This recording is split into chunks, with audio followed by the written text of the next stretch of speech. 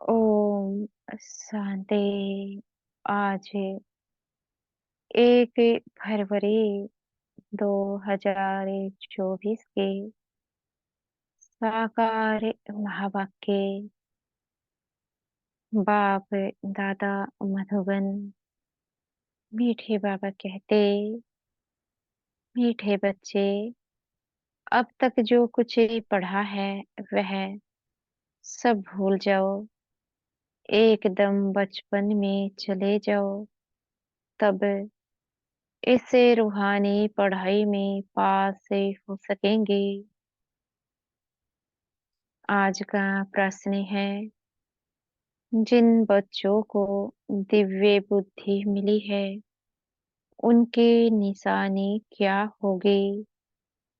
उत्तर देते हैं बाबा, वे बच्चे इस पुरानी दुनिया को इन आँखों से देखते हुए भी नहीं देखेंगे। उनकी बुद्धि में सदा रहता है कि यह पुरानी दुनिया खत्म हुई की हुई। यह शरीर भी पुराना तमो प्रधान है, तो आत्मा भी तमो प्रधान है। इनसे क्या प्रीत करे? ऐसे दिव्य बुद्धि वाले बच्चों से ही बाप के भी दिल लगते हैं। ऐसे बच्चे ही बाप की याद में निरंतर रह सकते हैं, सेवा में भी आगे जा सकते हैं। ओम शांति। मीठे मीठे रूहानी बच्चों को रूहानी बाप समझाते हैं, जैसे हद के सन्यासी है, वह घर बार छोड़ देते हैं क्योंकि वह समझते हैं हम ब्रह्म में लीन हो जाएंगे। इसलिए दुनिया से आसक्ति छोड़नी चाहिए।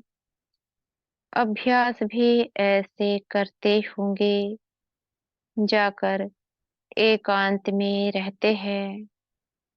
वह है हठ योगी, तत्व ज्ञानी, समझते हैं ब्रह्म में लीन हो जाएंगे। इसलिए ममत्व मिटाने के लिए घर बार को छोड़ देते हैं। वैराग्य आ जाता है, परंतु फट से ममत्व नहीं मिटता। स्त्री, बच्चे आदि यादें आते रहते हैं। यहाँ तो तुमको ज्ञान की बुद्धि से सब कुछ भुलाना होता है। कोई भी चीज जल्दी नहीं भूलती। अभी तुम यह बेहद का संन्यास करते हो। याद तो सबको, सब सन्यासियों को भी रहती है, परंतु बुद्धि से समझते हैं हमको भ्रम में लीन होना है। इसलिए हमको देहभान नहीं रखना है। वह है हठ योग मार्गे। समझते हैं हम यह शरीर छोड़े ब्रह्म में लीन हो जाएंगे। उनको यह पता है ही नहीं कि हम शांति धाम में कैसे जा सकते। बाबा कहते हैं, तुम अब जानते हो हमको अपने घर जाना है। जैसे विलायत से आते हैं तो समझते हैं हमको बॉम्बे जाना है वाया। अभी तुम बच्चों को भी पक्का निश्चय है। बहुते कहते हैं इनकी पवित्रता अच्छी है, ज्ञान अच्छा है, संस्था अच्छी है, माताएं मेहनत अच्छी करती है, क्योंकि अथक हो समझाती हैं, अपना तन मन धन लगाती है, इसलिए अच्छी लगती है। परंतु हम भी ऐसा अभ्यास करें, यह ख्याल भी नहीं आएगा।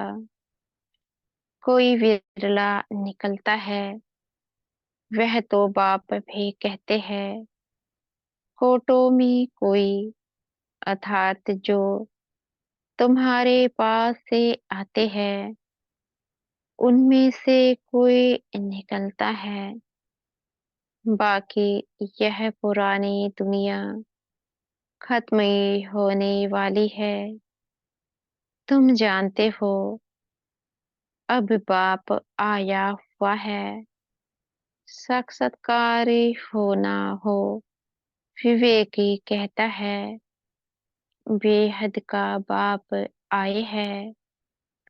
यह भी तुम जानते हो, बाप एक है। वही पारलौकिक बाप ज्ञान का सागर है।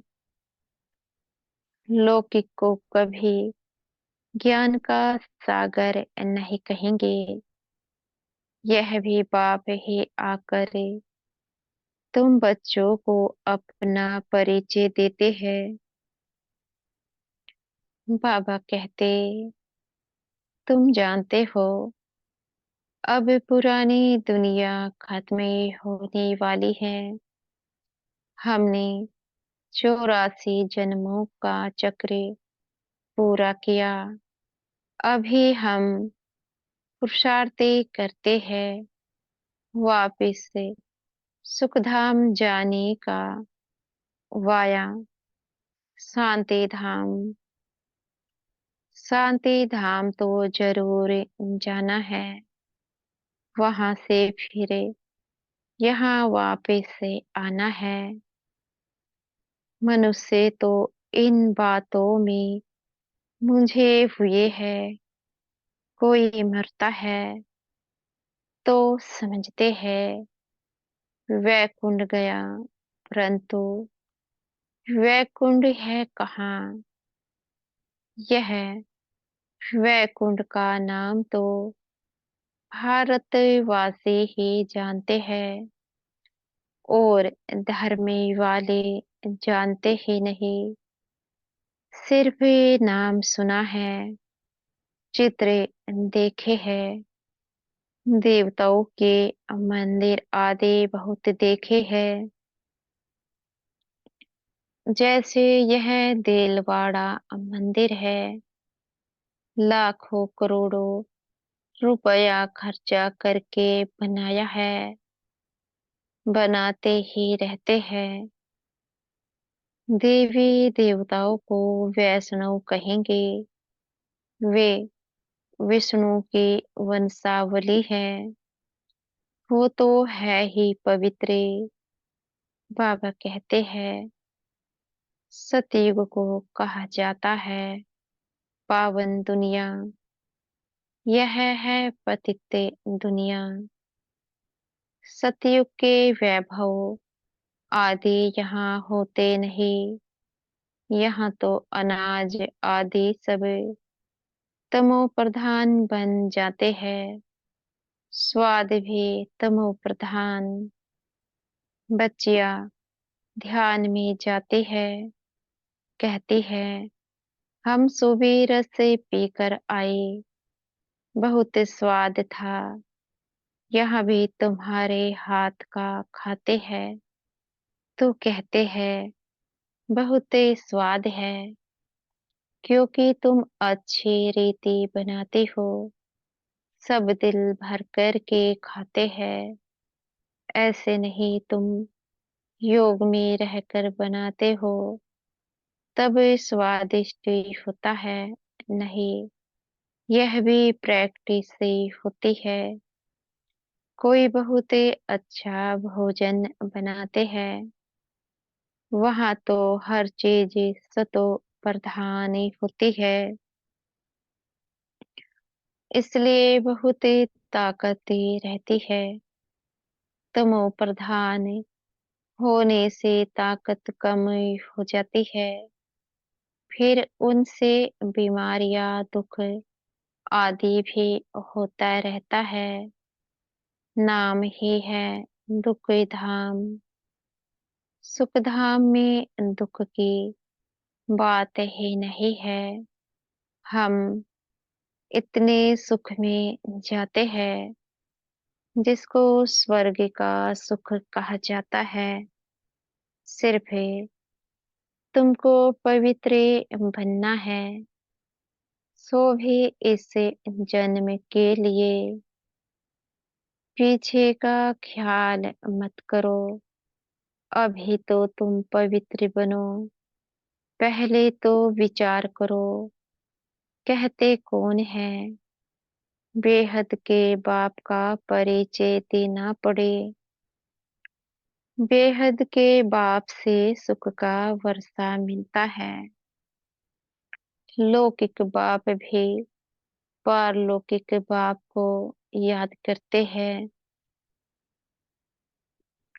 बुद्धि ऊपर चली जाती है।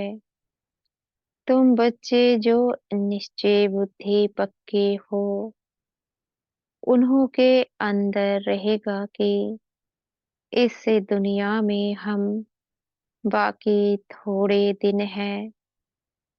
यह तो कोड़ी मिसल शरीर है, आत्मा भी कोड़ी मिसल बन पड़ी है। इसको वैराग्य कहा जाता है। बाबा कहते हैं, अभी तुम बच्चे ड्रामा को जान चुके हो। भक्ति मार्ग का पाठ चलना ही है। सब भक्ति में है, नफरत की दरकार नहीं। सन्यासी खुद नफरत दिलाते हैं, घर में सब दुखी हो जाते हैं। वह खुद अपने को जाकर थोड़ा सुखी करते हैं। वापिस मुक्ति में कोई जा नहीं सकते। जो भी कोई आए है, वापिस कोई भी गया नहीं है। सब यहाँ ही है। एक भी निर्वाण धाम व ब्रह्म में नहीं गया है। वह समझते हैं फलाना भ्रम में लीन हो गया।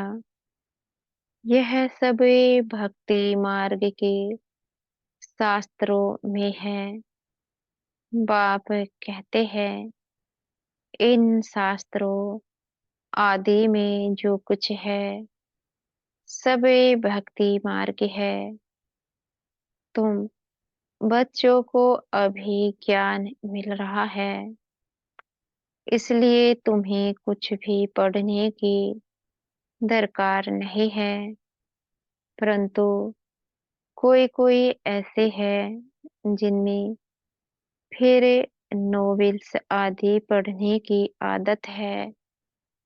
ज्ञान तो पूरा है नहीं। उन्हें कहा जाता है फुक्कड़ ज्ञानी। रात को नॉवेल पढ़कर नींद करते हैं तो उनकी गति क्या होगी। यहाँ तो बाप कहते हैं, जो कुछ पढ़े हो सब भूल जाओ। इससे रूहानी पढ़ाई में लग जाओ। यह तो भगवान पढ़ाते हैं, जिससे तुम देवता बन जाएंगे। 21 जन्मों के लिए बाकी जो कुछ पढ़े हो वह सब भुला ना पड़े। एकदम बचपन में चले जाओ। अपने को आत्मा समझो। भल इन आँखों से देखते हो, परंतु देखते भी नहीं देखो, तुम्हें दिव्य दृष्टि, दिव्य बुद्धि मिली है, तो समझते हो यह सारी पुरानी दुनिया है, यह खत्म हो जानी है, यह सब कब्रिस्तानी है, उनसे क्या दिल लगाएंगे।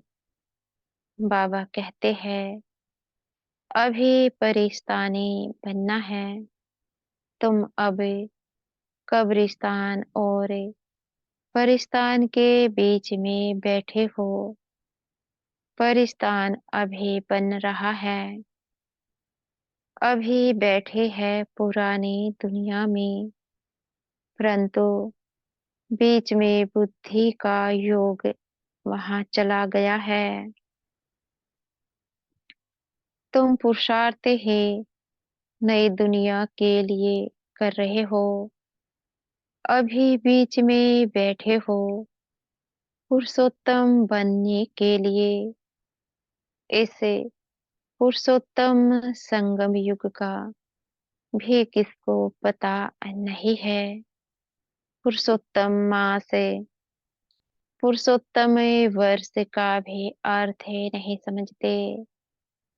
पुरुषोत्तम संगम युग को टाइम बहुत थोड़ा मिला हुआ है। देरी से यूनिवर्सिटी में आएंगे तो बहुत मेहनत करनी पड़ेगी। याद बहुत मुश्किल ठहरती है, माया विघ्न डालती रहती है। तो बाप समझाते हैं यह पुरानी दुनिया खत्म होने वाली है। बाप भल यहाँ बैठे हैं, देखते हैं, परंतु बुद्धि में है यह सभी खत्म होने वाला है, कुछ भी रहेगा नहीं। यह तो पुरानी दुनिया है, इनसे वैराग्य हो जाता है। शरीरधारी भी सब पुराने हैं। बाबा कहते हैं शरीर पुराना तमो प्रधान है, तो आत्मा भी तमो प्रधान है। ऐसी चीज को हम देख कर क्या करें। यह तो कुछ भी रहना नहीं है, उनसे प्रीत नहीं। बच्चों में भी बाप की दिल उनसे लगती है, जो बाप को अच्छी रीति याद करते हैं और सर्विस करते हैं।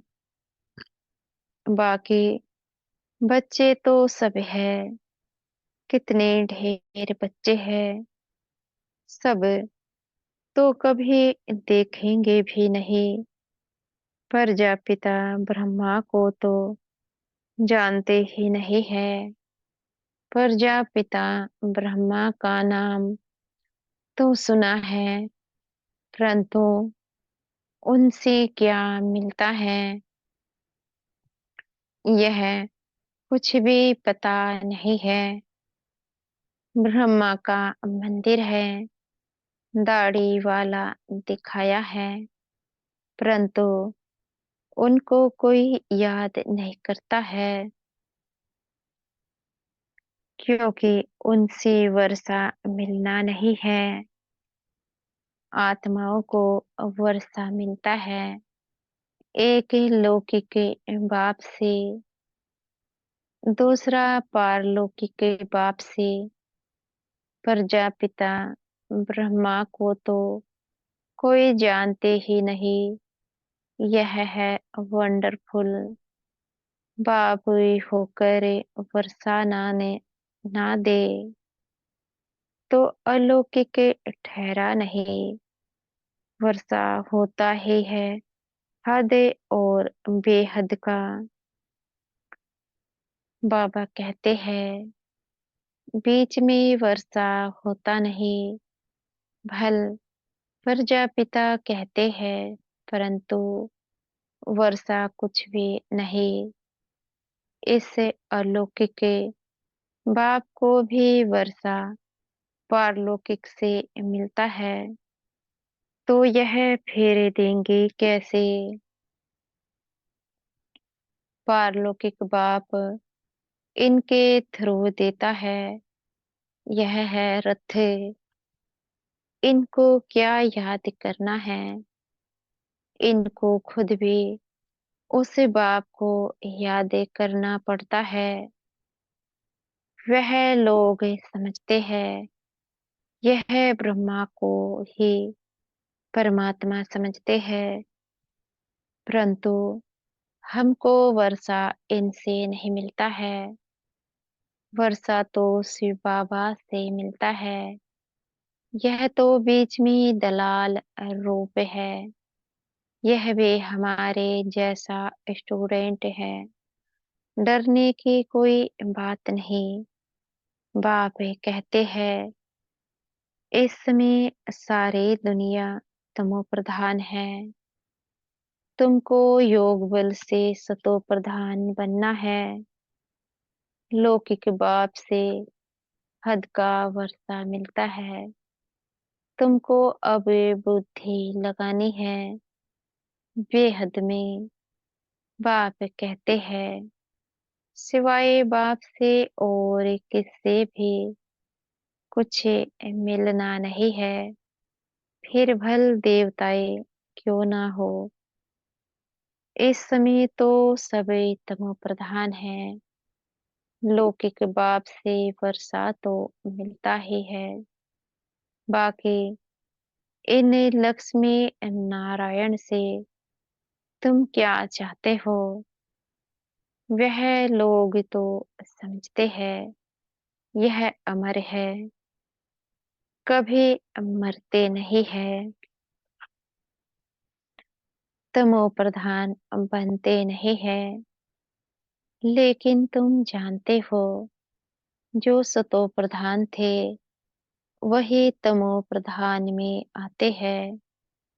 श्री कृष्ण को लक्ष्मी नारायण से भी ऊंच समझते हैं, क्योंकि वे फिर भी शादी किए हुए हैं। श्री कृष्ण तो जन्म से ही पवित्र है, इसलिए श्री कृष्ण की बहुत महिमा है। झूला भी श्री कृष्ण को झुलाते हैं। जयंती भी श्री कृष्ण की मनाते हैं। लक्ष्मी नारायण की क्यों नहीं मनाते हैं? ज्ञान न होने के कारण श्री कृष्ण को द्वापर में ले गए हैं। कहते हैं गीता ज्ञान द्वापर युग में दिया है। कितना कठिन है किसको समझाना। कह देते हैं ज्ञान तो परंपरा से चला आ रहा है, परंतु परंपरा भी कब से यह कोई नहीं जानते। पूजा कब से शुरू हुई यह भी नहीं जानते हैं। इसलिए कह देते रचता और सृष्टि के आदि मध्य अंत को नहीं जानते हैं। कल्प की आयु लाखों वर्ष कहने से परंपरा कह देते हैं। तिथि तारीख कुछ भी नहीं जानते।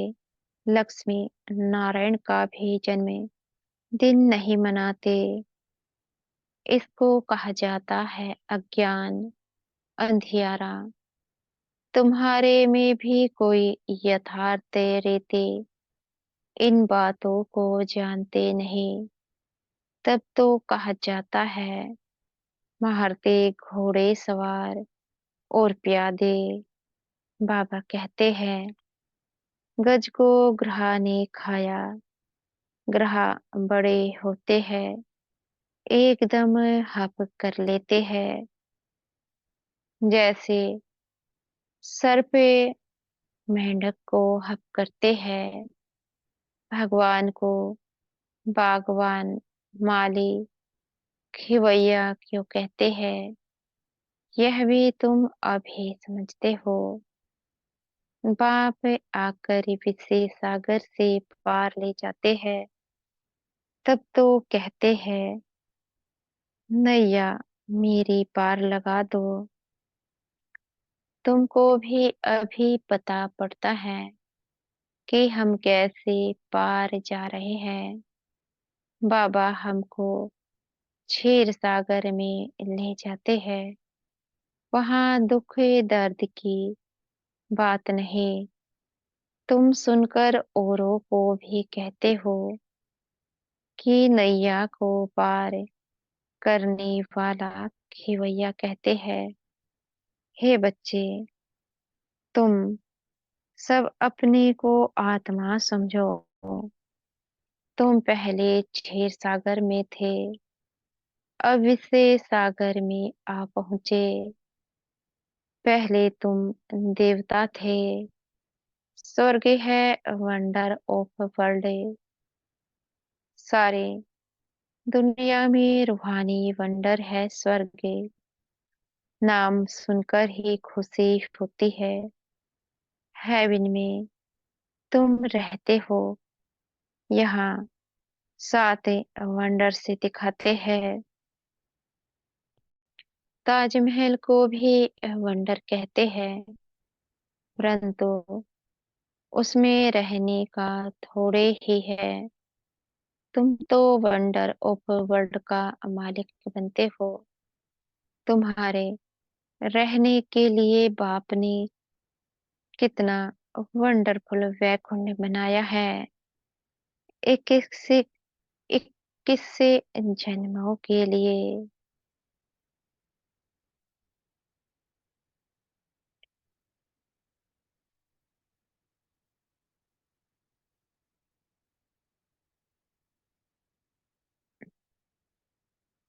21 से जन्मों के लिए पद्मापति बनते हो, तो तुम बच्चों को कितनी खुशी होनी चाहिए।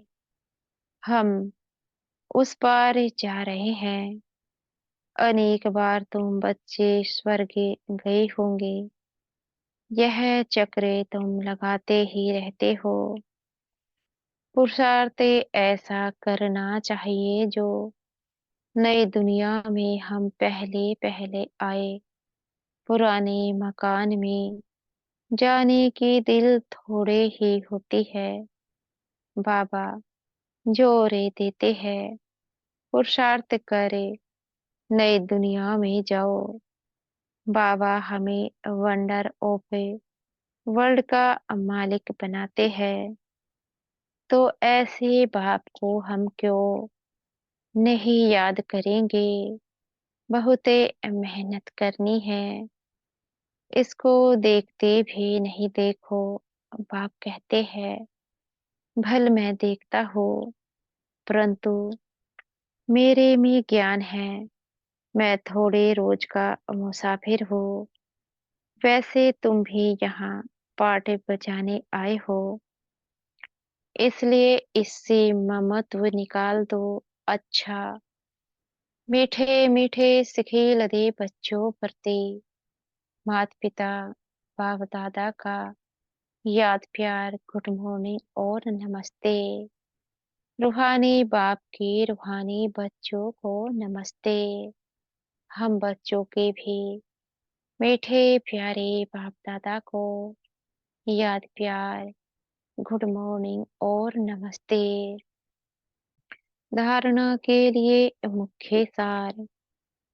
पहला पॉइंट है, रूहानी पढ़ाई में सदा बिजी रहना है।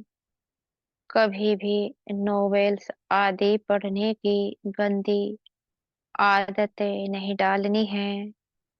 अब तक जो कुछ पढ़ा है उसे भूल बाप को याद करना है। दूसरा पॉइंट है, इस पुरानी दुनिया में स्वयं को मेहमान समझकर रहना है। इससे प्रीत नहीं रखनी है, देखते भी नहीं देखना है। आज का वरदान है, हमारे सतगुरु जी हमें आज का वरदान दे रहे हैं, हिम्मत और उमंग उत्साह के पंखों से उड़ती कला में उड़ने वाले तीव्र पुरुषार्थी भव। उड़ते कला के दो पंख है, हिम्मत और उमंग उत्साह। किसी भी कार्य में सफलता प्राप्त करने के लिए हिम्मत और उमंग उत्साह बहुत जरूरी है। जहाँ उमंग उत्साह नहीं होता, वहाँ थकावटें होती है और थका हुआ कभी सफल नहीं होता। वर्तमान समय के अनुसार उड़ती कला के सिवाय मंजिल पर पहुंच नहीं सकते, क्योंकि पुरुषार्थ एक जन्म का और प्राप्ति 21 जन्म के लिए ही नहीं, सारे कल्प की है। तो जब समय की पहचान स्मृति में रहती है, तो पुरुषार्थ स्वतः तीव्र गति का हो जाता है। आज का स्लोगन है, सर्व की मनोकामनाएं पूर्ण करने वाले ही कामधेनु है। अच्छा, ओम शांति। शुक्रिया हमारे मीठे प्यारे बाप दादा का, आपका बेहद का शुक्रिया। शुक्रिया हमारे मीठे टीचर जी का, मीठे सतगुरु जी का बेहद का शुक्रिया। ओम शांति।